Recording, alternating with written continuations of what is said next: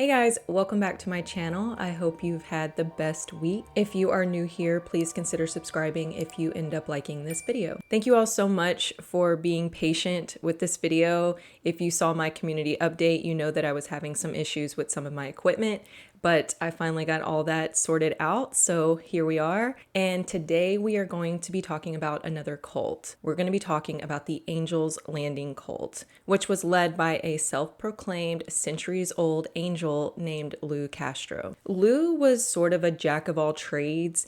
He was an angel. Actually, he was possessed by 3 angels. He could predict the future, including the date that a person would die, and he could even bring them back to life. Lou was also very wealthy. The cult had tons of fancy cars. They would throw lots of big lavish parties, and the children who were involved in the cult seemed to be very spoiled. They had everything they could ever want, including multiple horses. And the group of them lived together on a commune called Angel's Landing.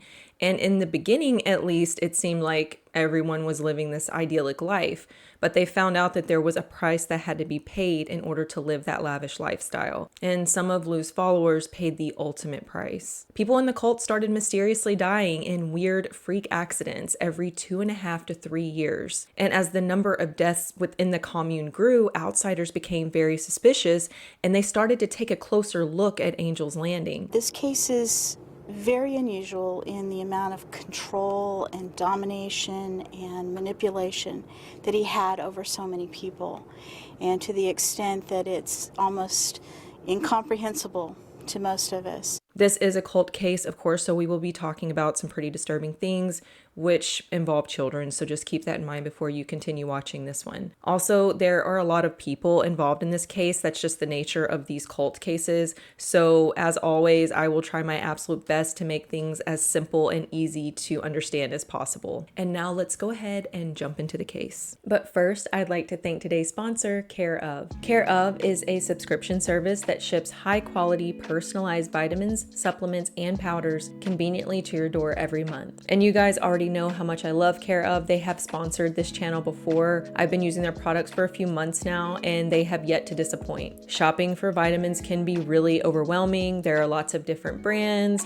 different potencies, but Care of takes all of the guesswork out of the process. To get started, you go to their website and you take a short in-depth quiz about your lifestyle and your health goals, and you will get a personalized doctor-backed recommendation. Each month, Care of sends me my personalized set of vitamins, which includes 2 multivitamins with iron, vitamin D, B12, rhodiola, and collagen powder for my skin health. As I have mentioned before, these vitamins do not make me sick. This has always been a huge struggle for me in the past with other brands, so I end up just not taking them as often as I should because I just dread the nausea. But thankfully, that has not been the case with the Care of vitamins. And one of the things that I absolutely love about Care of is the little personalized vitamin packages. Having all of my daily vitamins ready to go in these little packs is really convenient, especially if you're on the go a lot or if you travel. I'll be heading to California this summer and I will definitely be tossing some of my Care of vitamin packs into my suitcase. And the packages are made with plant-based compostable film to limit the impact on the environment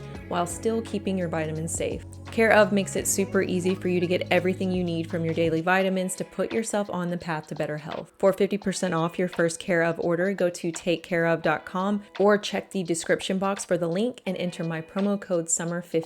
That's takecareof.com and enter code SUMMER50 to get 50% off your first order. Thanks again to Care of for sponsoring this video, and now let's jump back into the case. It's 2001 and life is pretty good for the Hudson family. Jennifer Hudson, her husband, and their 2 daughters, Sarah, age 17, and Emily, age 10, were living a happy, typical life right outside of Kansas City, Missouri. Jennifer had built a career in real estate, mostly selling the houses that her husband built for a living, and even though their 2 daughters had a 7-year age difference between them, they still were very close. Sarah was a self-proclaimed daddy's girl with a bit of a rebellious side, and Emily was one of the top students in her school. She always got really good grades, and she was the type of student that teachers loved having in class. The girls remember their mom always being at home. With her job as a real estate agent, she could make her own hours, and their dad would come home every evening after a long day of building houses, and the family would have dinner together. They remembered life being pretty great. That was until the summer of 2001, when their mother Jennifer took on a new client named Lou Castro. Lou and his friends Trish and Brian Hughes, who were married, and a woman only referred to in this case as KL, were looking to purchase a home big enough to accommodate their growing group. Lou described he and his friends as free spirits living together in harmony, helping one another, and just basically living their own little version of paradise together in this makeshift family. And as time went on, Jennifer became fascinated with Lou. They would meet often for lunch to discuss different houses that Jennifer had found for sale, and Lou would talk to her all about his lifestyle, and she was pretty captivated by it. He said that he owned his own cattle and that he was involved in the stock market, and so he had a lot of money. He had several expensive cars, and he even had a mansion. Because this was how he made his money, he didn't have to report to a job in the traditional sense. And eventually, as their friendship progressed, Lou told Jennifer that he was actually a centuries-old angel and a seer. He said that he could see into the future, and he knew when a person was going to die, and he could even bring them back to life. He also said that he could change the weather to make it rain, and that he was a relative of Geronimo. Now, to you and I, all of this kind of sounds like the ramblings of a crazy person, but Lou had a way about him. He was very charming, and he was soft-spoken, and he had a calm demeanor, kind of a dignified air about him. Jennifer was also a very spiritual person. She had a fascination with angels, and she herself could have been described as a free spirit. So everything Lou was saying really got her attention. And to top it off, Trish, Brian, and KL were backing up claims that Lou was making. Trish told Jennifer that she actually witnessed Lou bring an animal back from the dead, and she witnessed him bring himself back from the dead. Then Trish said something that really spoke to Jennifer. She said, "People say you can't pick your family, but that's exactly what we've done." They had chosen who they wanted to spend their lives with, and she told Jennifer that she should consider joining them. Now, before, Jennifer and her husband seemed to have a pretty solid relationship, but after she met Lou, they started fighting a lot. And before long, Jennifer and her husband decided to divorce. Jennifer did end up finding Lou and his group a house in Missouri, but pretty much immediately after they moved in, he and his group decided to move to Kansas, where they had a 10-acre piece of property. By this point, Jennifer really wanted to be with Lou and his group of friends, and she told her girls that she just couldn't stand to be that far away from him, and that Lou would protect them because he was an angel. So in the fall of 2001, Jennifer decided to pack up her two girls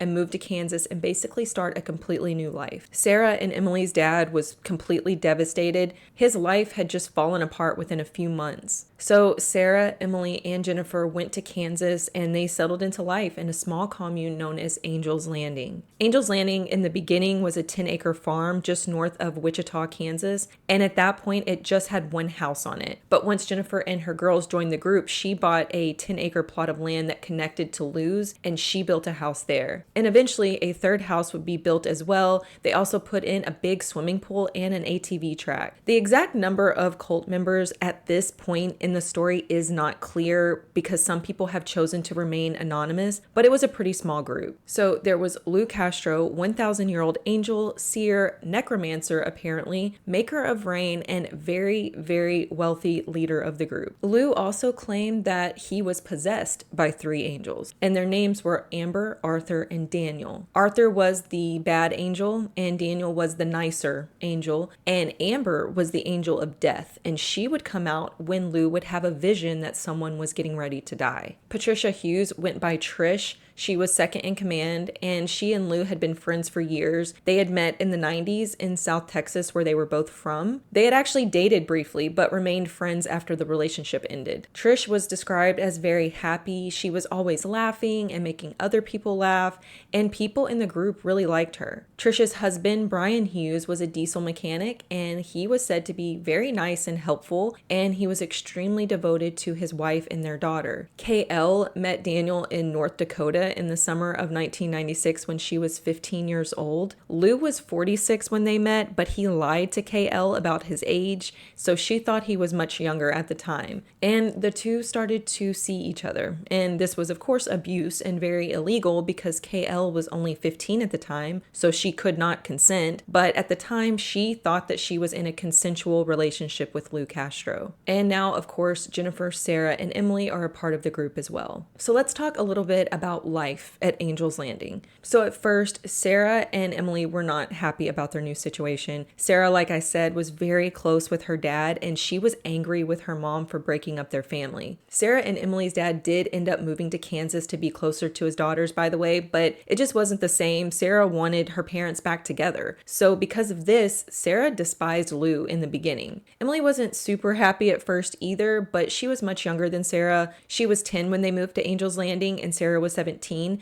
So Emily was much easier to win over, and she soon became Lou's favorite. Lou bought the girls anything and everything they wanted. He showered them with gifts. Emily even had 3 horses. So he 100% love bombed those girls. Lou had a lot of cars, like I mentioned in the beginning. He had Dodge Vipers, Corvettes, and several SUVs. And the SUVs had personalized license plates on them that said Angel 1, Angel 2, Angel 3, etc., etc. And members of the cult would drive these around. He would go to car dealerships and just pick a car out like it was nothing. They would also have tons of parties where they would invite all of their friends over to swim in the pool, or they would ride ATVs on the trail, and there would be a lot of drinking at these parties usually. And during these parties, Lou would be very talkative to the girls and their friends, and he would tell them stories and make them laugh, and some of them were very charmed by Lou. During my research, I ran into some comments from people who claimed that they attended some of the parties at Angel's Landing when they were kids, and they said Lou creeped them out, and they felt like something was not right with him, and they were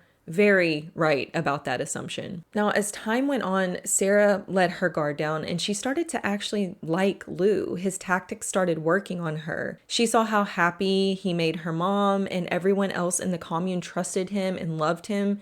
So she actually grew to care for him too. Jennifer found a job in the area working as a real estate agent, and so she was gone a lot. So Trish stepped in as like a second mother to Sarah and Emily, and they all became really close. Emily and Sarah would help take care of Trish and Brian's daughter, and the group would make dinners together and play games together, and they just seemed to live like one big happy family. But what was actually going on at Angel's Landing was nothing short of a nightmare. So pretty much from the very beginning, Emily was abused by Lou, starting at the age of 10. He had love bombed her with gifts and compliments and attention, and once he had her trust, he started telling her some very disturbing things. He told Emily that since he was an ancient angel, the only way that he could sustain and survive was by being with a young girl sexually. He told her that young girls were very special and that they gave him the power that he needed to stay alive. And if she loved him and wanted him to stay alive, then this is what she needed to do for him. He would also recite scriptures to Emily, pulling from parts of the Bible that he thought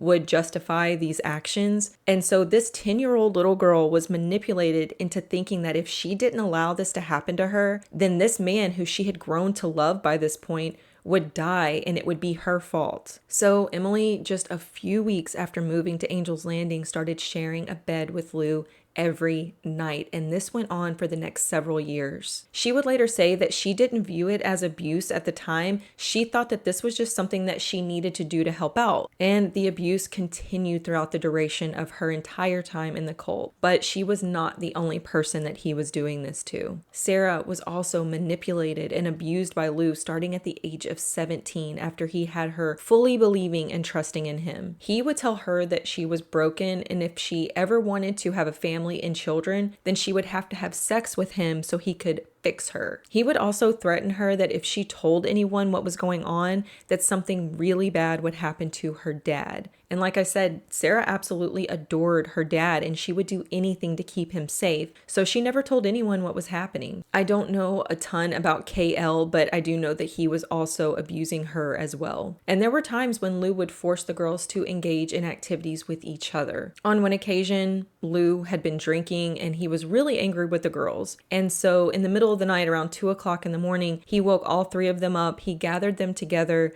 and then he put his hands around Emily and Sarah's throats and threatened to kill them. Then he forced all three of the girls into the bedroom and he assaulted them. And he would refer to this as feeding. He would say that it was time for him to feed. That is so disturbing. Sarah has also said that Lou would get really angry with her if she didn't do something exactly the way he wanted it done. He would scream at her, he would strip her of any confidence that she had, and he would also become violent with her the most. And he would try to make Emily and Sarah jealous of each other. There were times when their relationship would be extremely strained because Lou would purposely pit them against each other. The girls have said that they were assaulted by Lou on countless occasions, like in the hundreds. But the public didn't see any of this ugliness. This was all hidden behind closed doors. And you're probably wondering, how much did the other cult members know about this abuse? According to the other members, they didn't know anything about the abuse of the girls. Emily has said that since she and Lou were so close, that it wouldn't raise any eyebrows if the two of them disappeared together for an hour or so, which, okay, fair, but what about the fact that she was sleeping in his bed every night? What did everyone think about that? Why was Jennifer allowing her 10-year-old daughter to sleep in a grown man's bed? And it seems to boil down to control. Lou had such a hold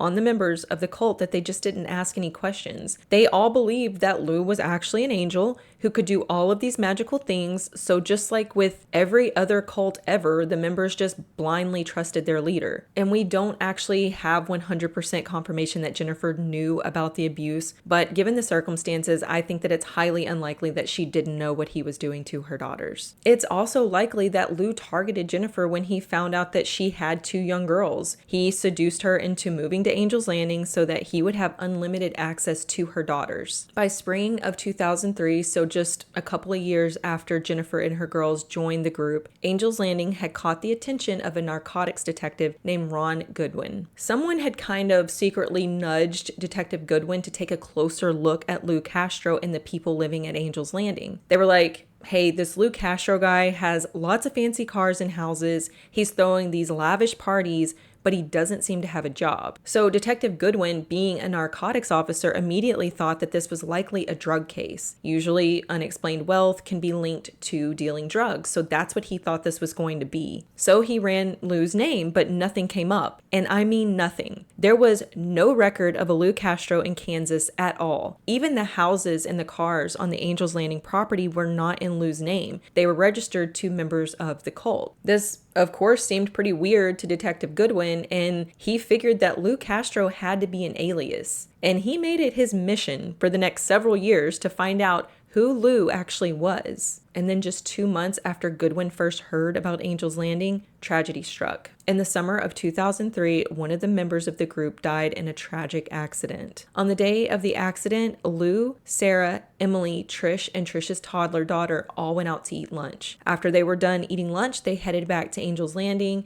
and Trish and Emily were planning to clean the pool while Lou and Sarah got ready to go car shopping together. The two of them hop into one of their mini vehicles and they head over to the dealership and they started shopping around. Then Sarah's cell phone rings and it's Emily and she's in a panic. She tells Sarah that Trish has had an accident and fallen into the pool and they need to get home right away. So Sarah and Lou race back home, and by the time they arrived, police and paramedics were already there. Emily said that Trish's daughter had fallen into the pool and Trish ran towards the pool to save her, but she slipped and hit her head and fell into the water. Emily said she jumped into the pool and she managed to save the baby, but she wasn't strong enough to get Trish out. Emily was only 11 at this point and she just didn't have the physical strength. So she called 911, but sadly Trish didn't make it and she drowned in the pool. She was only 26 years old when she died. When police arrived, they found Trish floating in the shallow end of the pool along with a flip-flop and a broken hair clip. During the autopsy, the medical examiner could see a small cut on her head, which looked like it could be consistent with a fall. They also found a small pattern of bruising around her forehead. Trish's death in the end was ruled an accident, and that's exactly what Lou was hoping for. He had orchestrated the entire accident, and he had lied to and manipulated 11-year-old Emily into helping him carry out the murder of Trish. The planning for Trish's murder started about a week before she died. Emily, Trish, and the baby were sitting around talking one night when Lou approached them to say that he had just had a vision. In this vision, he saw that Trish was going to die soon. Keep in mind that Trish is present for this discussion. She is sitting there with her toddler being told that she was about to die. Emily was very upset, understandably, and she started crying, but Trish was very calm, and according to Emily, she didn't protest at all. She actually reassured Emily that Lou was going to bring her back to life when she died, so there was nothing to worry about. Lou also said that he couldn't be present for the death because it would take away his power as a seer. A week later, the day that Trish died, they all went out to lunch. Then they went back to Angel's Landing, where Lou instructed Emily and Trish to clean the pool while he and Sarah head out to the car dealership, creating an alibi for himself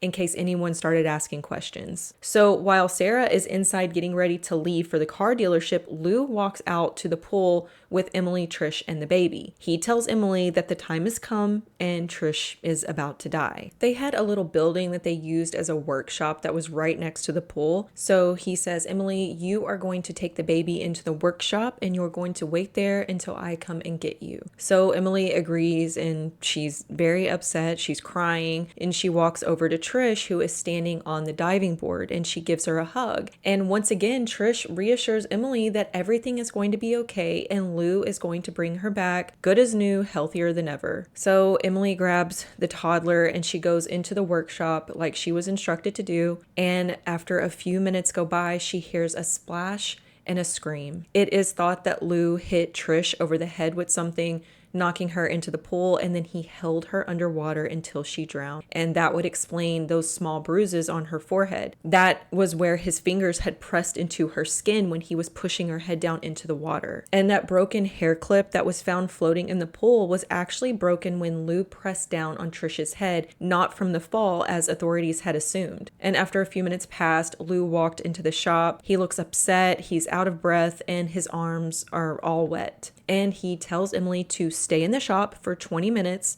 and then come out and get into the pool with the baby so that they would both be wet when police arrived. Then she is to call 911 and tell them the story about Trish hitting her head and falling into the pool where she was trying to save her daughter, and that Emily had managed to save the baby but not Trish. Emily did exactly as she was told, which means that she and Trish's own daughter got into the pool where Trish's body was floating face down. That's so messed up. Sarah didn't know anything about this, and as far as I can tell, neither did anyone else in the group. This entire thing was orchestrated by Lou, and Trish and Emily were the only other two people involved, which means Trish took part in the planning of her own murder. And then Lou told Emily that he had actually bent time, so she wasn't even actually present at the pool when Trish had died. Trish's funeral was held in South Texas where her family lived, and the cult members all attended the funeral except for Lou. But before the others headed to Texas for the funeral, Lou instructed them not to tell anyone that he was living in Kansas, almost as if he was hiding from someone in Texas. More about that later. And right after Trish died, Lou came into a lot of money. In fact, there was over $1 million worth of life insurance policies taken out on Trish. This was how Lou was maintaining this lavish lifestyle. He was not involved in the stock market. He didn't have any cattle. Every 2.5 to 3 years, his bank account would get low and he would cause the death of a member of his group. Then he would collect very large insurance payouts to fund this lifestyle. And this was not the first time a member of Lou's inner circle died. In February of 2001, so just 4 months before Lou met Jennifer, Sarah, and Emily, 2 members of the cult died in a plane crash. A woman named Mona Griffith had become really close friends with Trish in the mid-90s when she and Lou were living in South Texas in a city called Corpus Christi. Mona was a single mom of 2 young kids, a son named Cody and his younger sister Lindsay, and she had just gone through a really difficult divorce and she was having some financial trouble. trouble. So Trish and Lou took Mona and her kids in, and they all began living together in an apartment in Corpus Christi. But then in 1998, Lou and Trish decided that they wanted to move to Rapid City, South Dakota, and Mona wanted to go with them. But her son Cody did not want to leave his dad, so he stayed behind and he moved in with Mona's ex-husband. While Mona and Cody's younger sister Lindsay moved to Rapid City with Lou and Trish, and they settled into a small house in the mountains where they lived like a family. But during my research, I did see some comments in court documents that does suggest that Lou was abusing Lindsay as well. Mona eventually struck up a relationship with a 50-year-old real estate agent named Jim Chase. And in February of 2001, Mona, Lindsay, and Jim all got on a small private plane piloted by Jim, and they set out on a trip to Nebraska. Jim was an experienced small plane pilot, so this trip shouldn't have been anything out of the norm for him, but they never made it to their destination. It seemed as though they had just vanished into thin air. When word got back to Mona's family that she and Lindsay were missing, they all gathered in Rapid City to begin a search and to comfort one another. And Lou was a frequent presence at these gatherings, which at first seemed like a very nice gesture. He was calm and funny, and he seemed to really care about finding Mona and Lindsay. But as time went by, Mona's sisters started to notice that when Lindsay's young school friends would show up, they all kind of flocked to Lou, and he seemed to absolutely love the attention that he was getting from all of these young girls. One of Mona's sisters later said that she found it strange that all of the girls knew Lou seemingly very well, but none of them knew Mona, and this made them feel pretty uncomfortable. The search went on for days with no sign of anything. But then about 6 weeks after the plane had disappeared, the wreckage was finally located and there were no survivors. Lou and Trish made all of the decisions about where and when Mona and Lindsay would be buried, and Lou even took care of the obituary, listing himself as one of Mona's brothers, which was another thing that did not sit well with Mona's family. Lou also made a weird comment to Cody right after the plane wreckage was found, a comment that he would go on to make to others years later, that Lindsay was not supposed to die. And if she wouldn't have been on the plane, Lou said that he would have taken her in like his own daughter, which we all know how that would have gone down. Cody was very confused about that comment. What did he mean that Lindsay wasn't supposed to die? And that's a question that Cody still asks himself today. After Mona and Lindsay were out of the picture, Lou came into a large sum of money, which went to fund his extravagant lifestyle for the next 2 years. It turns out that before her death, Mona had taken out a life insurance policy on herself in the amount of $750,000 at Lou's direction. She named her daughter Lindsay as the beneficiary, but she listed Trish as Lindsay's guardian in the event that she dies. So that money was awarded to Trish and then handed over to Lou. And Lou had also directed Trish to take out policies on herself totaling over $1 million, naming her husband Brian as the beneficiary and KL as the co-beneficiary. All of the other adults in the cult were instructed to take out policies on themselves as well, and Lou would tell them who to make the beneficiary and the co-beneficiary, how much the policies should be worth, and he was always very careful not to put his own name on anything,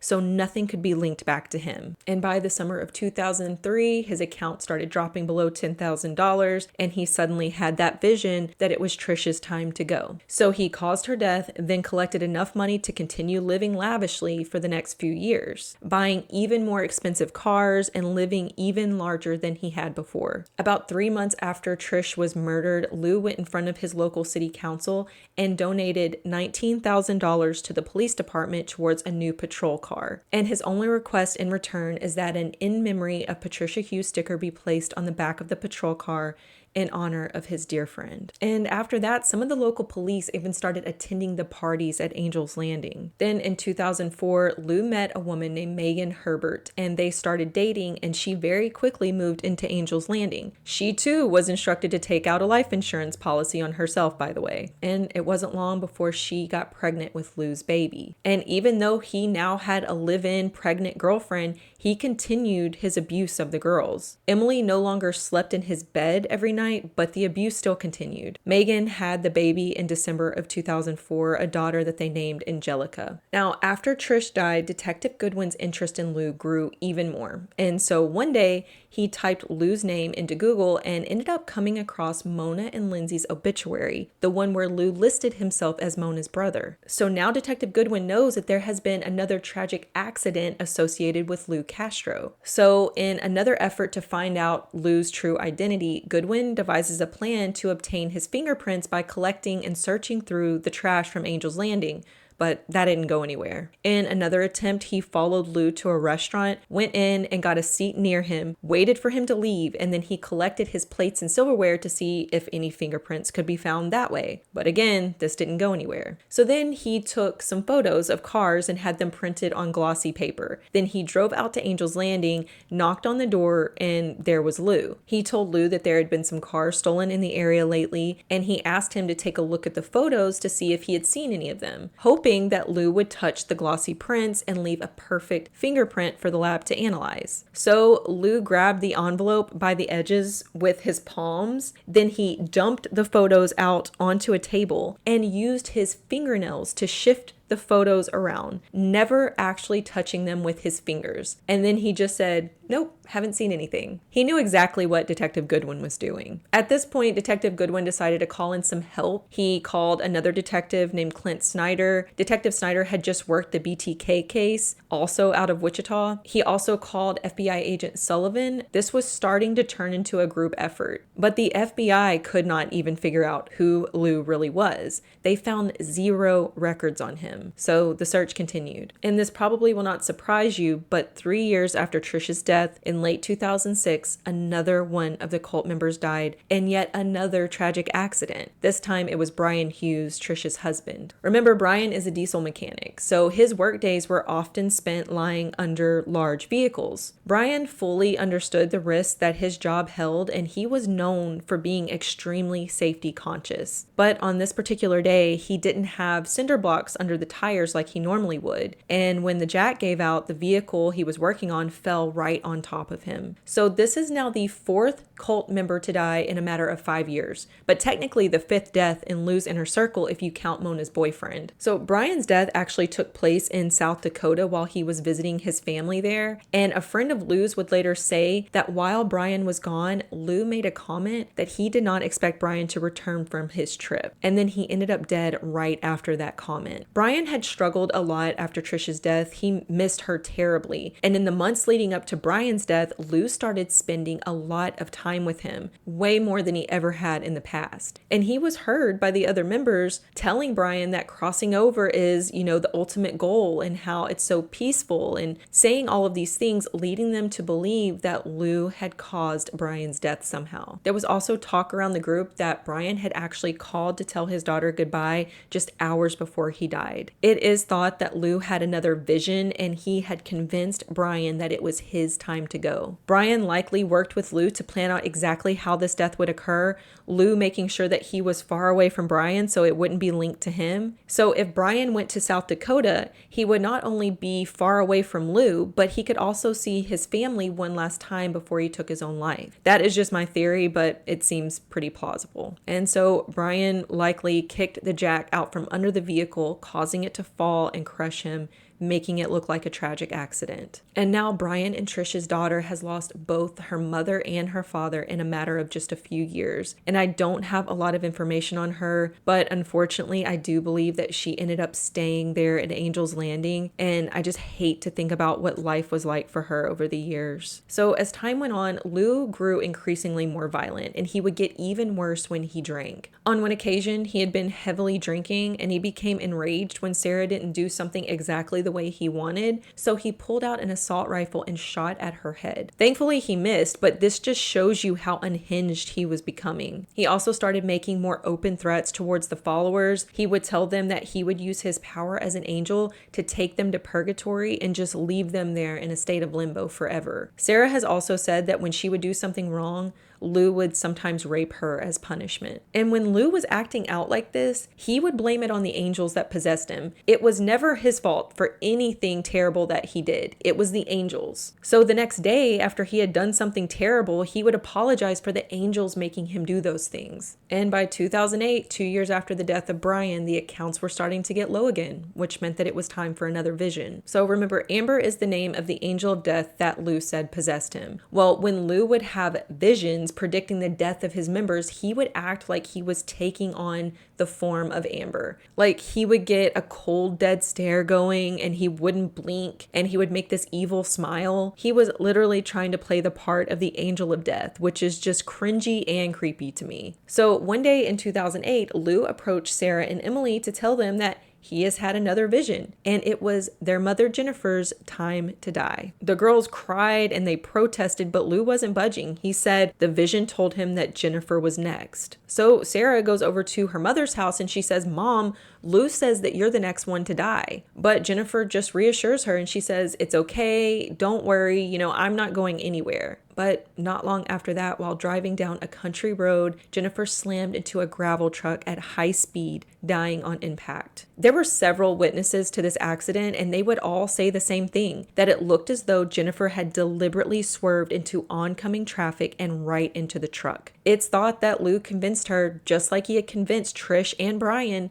that it was their time to go and he would bring her back to life later. But of course, none of the dead cult members were ever brought back to life. The girls had waited and waited for Brian and Trish to come back, but that never happened. So when they found out about their mother, they knew that she wasn't coming back either. And the girls were devastated over losing their mom, but they felt powerless against Lou. The next year, in 2009, Lou decided that it was time to move on from Angel's Landing. He and some of the members that he had left packed up and moved to Columbia, Tennessee, except for Sarah. Sarah was 24 at this point and she refused to move far away from her dad, but he still had Emily, who was 17 at the time. They left and they settled into a big white colonial house in Columbia, Tennessee. And finally, Sarah was out from under Lou's constant control and she could finally breathe a little. She started dating a man named Daniel McGrath and the two of them fell in love pretty quickly. But as Daniel was getting to know Sarah and she started telling him more and more about her life before they met, he became very alarmed and disturbed by some of the things he was hearing. All of the abuse and the mysterious accidents that had happened over the years, including her own mother's death. So Daniel decided he needed to take matters into his own hands and do what he could to stop Lou Castro's reign of terror. He secretly, without Sarah even knowing, wrote an email to the FBI telling them all about the mysterious deaths and the payouts. And in the email, he also mentioned where Lou was now living, in that big white colonial house in Columbia, Tennessee. This was exactly what the authorities needed to get the case rolling again. So they started watching Lou's home in Tennessee, and they can see that there is a vehicle that is constantly at the house registered under the name Joe Venegas, and they think that this could be a new alias. At this point, the FBI had been monitoring the Angel's Landing bank accounts, and they could see that money was being transferred from Kansas banks to a bank in Columbia, Tennessee. So they went down to the bank in Tennessee where the money had been transferred, and they requested to see the security footage. And sure enough, they see Emily and Lou together at the bank, and Lou is opening up an account under a false name of Joe Venegas.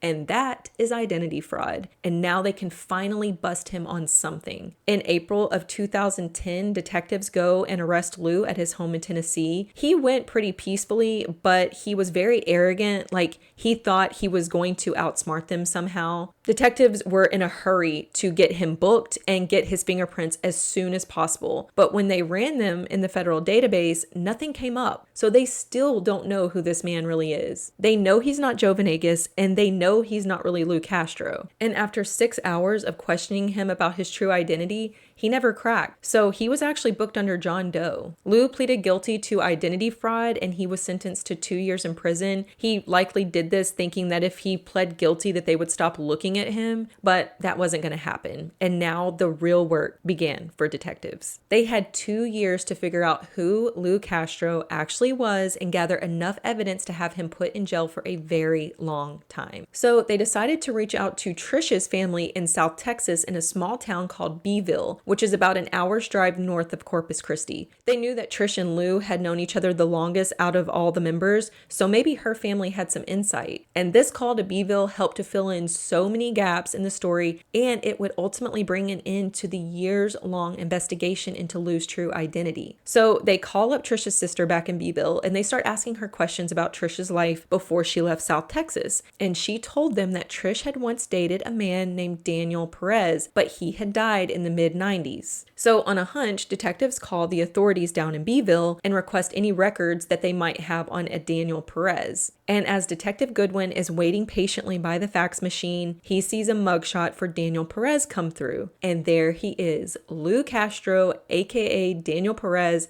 staring right back at him. I am going to keep referring to him as Lou throughout the remainder of the video though, just so it doesn't get confusing. So after further digging, they found out that Daniel Perez was born in Aransas Pass, Texas in 1959, and that's pretty much it. We don't really know anything about his family or his childhood, but we do know that he had been a plane mechanic in the Army, which makes that plane crash even more suspicious. If Lou knew his way around a plane engine, then he could have tampered with something, causing the plane to crash, killing Mona, Lindsay, and Jim. They also found out that sometime in the mid-90s, Daniel Perez pleaded no contest to sexual assault against 2 young girls. However, the charges were eventually thrown out because Daniel Perez died after being beaten by a group of men. But what had actually happened is Daniel Perez had faked his death, and then he and Trisha Hughes left the area, and Daniel Perez became Lou Castro. Trish was also very young when she met Lou. She was a teenager, and Lou was in his late 30s.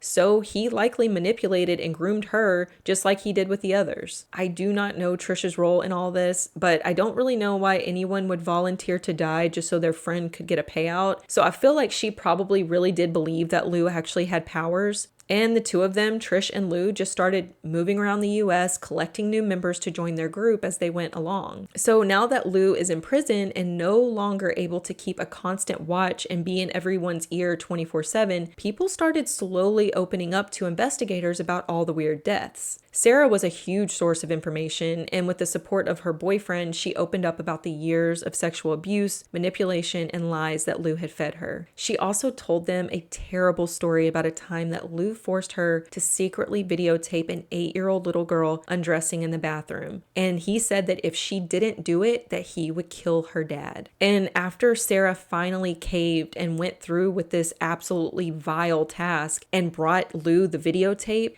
he said it wasn't good enough. He couldn't see enough of what he wanted to see, so he forced her to do it again. And detectives did find this footage on one of the computers during the search of the properties. So this just added to the growing list of charges that they could bring against Lou. The only real holdout in the group was Emily. She had been questioned, but she kept very quiet about everything. Lou had manipulated her so much and starting at such a young age, so her loyalty held out the longest. But that would all change after she wrote a letter to Lou while he was serving his 2-year sentence. And in this letter, Emily told him that she was doing really well and she was happy and that she was looking forward to the future. And Lou did not like this at all. He felt like, how dare Emily live her life and find happiness while I'm stuck in prison? So he wrote her back, essentially berating her for daring to be happy without him. And that response from Lou is what finally did it for Emily. She started to talk to detectives, and what she told them was exactly what they needed to get Lou locked up for good. She told them that Trisha's death was no accident, and she went through step by step of what had actually went down that day. At this point, detectives had everything they needed to finally move forward, and they had 28 new charges, including exploitation of a child, assault, and 1 count of murder. Trisha's case was the only one that they had a witness to, so her death was the only one of the 6 that they decided to move forward with. So to this day, the other deaths are still listed as accidents. And the day that Lou was released from prison on those identity fraud charges, he was immediately rearrested and thrown right back in.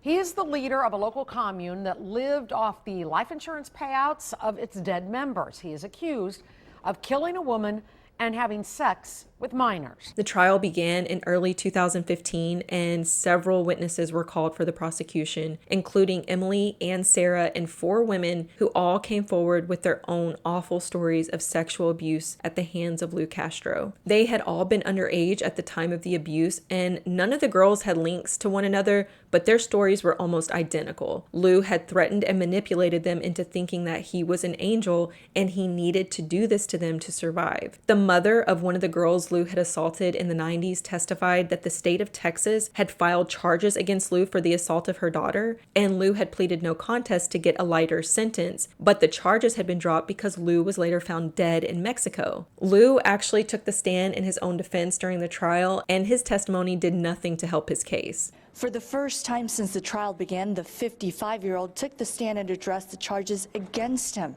Daniel Perez is charged with first-degree murder in connection to the 2003 drowning death of Patricia Hughes.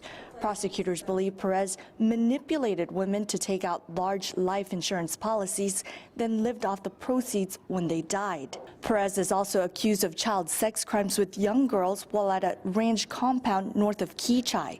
State witnesses have testified against Perez, saying he sexually abused them and told them he could see into the future and even bend time. Again, Perez denied those allegations. He testified that he didn't fake his death. He had actually been on his way to the courthouse for sentencing when a group of angry men beat him nearly to death. He said that he was then taken in by some people who nursed him back to health, but that he had suffered amnesia from his injuries, and it had actually been Trish who had convinced him that his name was Lou. To be honest, I still don't fully understand how he was able to fake his death. Did he kill someone who looked like him? I really wish that I knew more about that, but Lou lies so much, so we'll probably never know exactly what happened. And on the stand, he also claimed that he never said he had powers. The girls had just made all that up. He never abused them as minors, but instead had consensual sex with them when they were older. According to Lou, he said he had suffered an injury to his genitals, which made it impossible for him to have sex with uncooperative partners. Did you in any way plan to murder Patricia Hughes? No.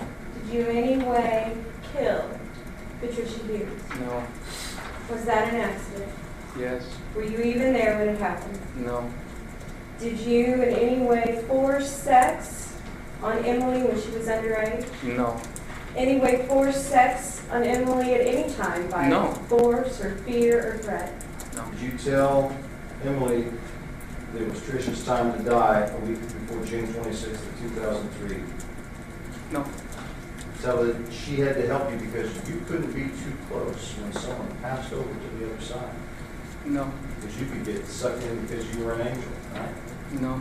He also claimed that because of the amnesia that he suffered from the beating years earlier, he had no clue where all of the money had come from. Literally millions of dollars had flowed through that cult over the years, but he said he had no memory of where it came from. He said that the women in the group had control over all the money. And as for Amber, Arthur, and Daniel, those were not the names of angels that were possessing him. Those were actually just names that he liked to be called while he was having sex. He said he didn't like to be called by his own name, so he would use those names when he was intimate. He also said that since the footage of the little girl undressing had been found on Sarah's computer, it was hers. He never forced her to video the little girl. It's bad enough what he did to those girls, but the audacity to sit in court and try to make them look like they are the perverts is so enraging. The jury wasn't believing anything that Lou Castro had to say, and in the end, he was found guilty on all charges and sentenced to 80 years in prison without parole. And he is still alive and serving his time at Lansing Correctional Facility in Kansas. Sarah ended up marrying Daniel McGrath, and Emily also got married, and they seem to be doing well, although they do suffer with some PTSD. I mean, of course they do. Their youth was stolen from them. I don't really know about the other cult members. It seems like a lot of them remain anonymous during all of this, which is totally understandable. But I do hope that they are all doing well and finding some peace and happiness now that Lou is behind bars. And that was the case of the Angels Landing cult. Let me know what you guys think about this one down in the comments. If you found this video interesting, please consider subscribing and following me on Instagram at summer_SanchezYT. And as always, I appreciate each and every one of you for watching, and I will see you next time.